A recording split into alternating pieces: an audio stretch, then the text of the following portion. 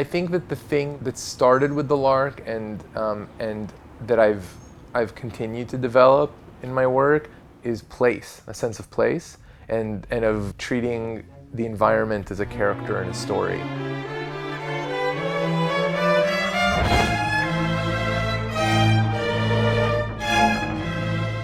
I got into making movies in an active nature. I was directing theater in high school. That was kind of what I thought I was gonna be doing.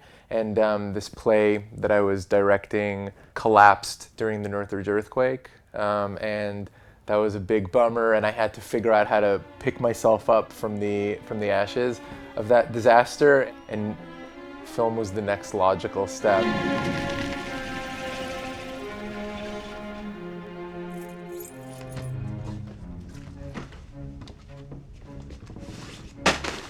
Oh my God.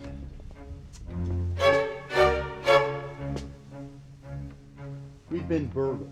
I had this dream about a burglary that was actually the first tangible piece of story that I had for this. I liked the idea of a couple that was unstable or were having tension, and introducing them in this way that like is already an incredibly unsettling thing even for very normal people having a normal life. It was a very straightforward story to write in a strange way. The dynamic between the husband and wife was something that I was like exploring in a few other of my short films. I ended up making, in some ways, especially for animation, the films were like fairly straight human dramas. And then the animation was just like a way to get deeper into the characters.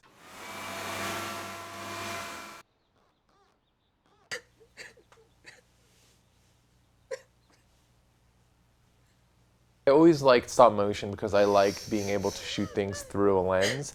I like being able to create some sort of, some sort of depth or some kind of cinematic reality that the animation is happening in. That just always appealed to me.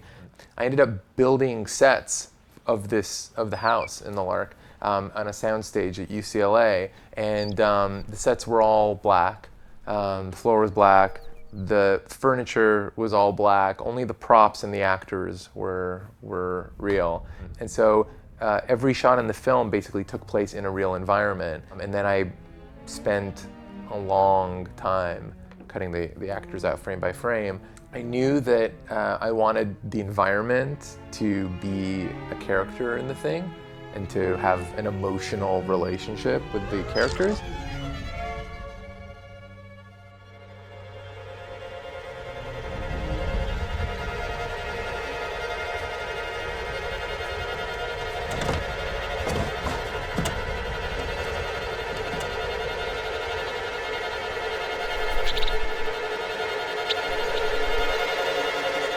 I probably could have found 10 other ways to do it easier, but I think that the experience of hand compositing every frame gave me a different relationship with the shots. And I think that a lot of the tension in the film comes from that handcrafted compositing.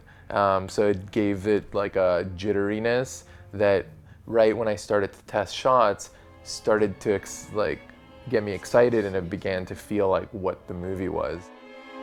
What is the hell? Not that!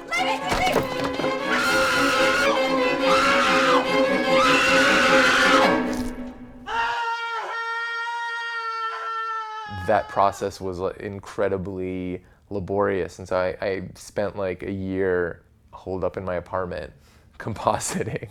It was like 9 months, but it felt like a year.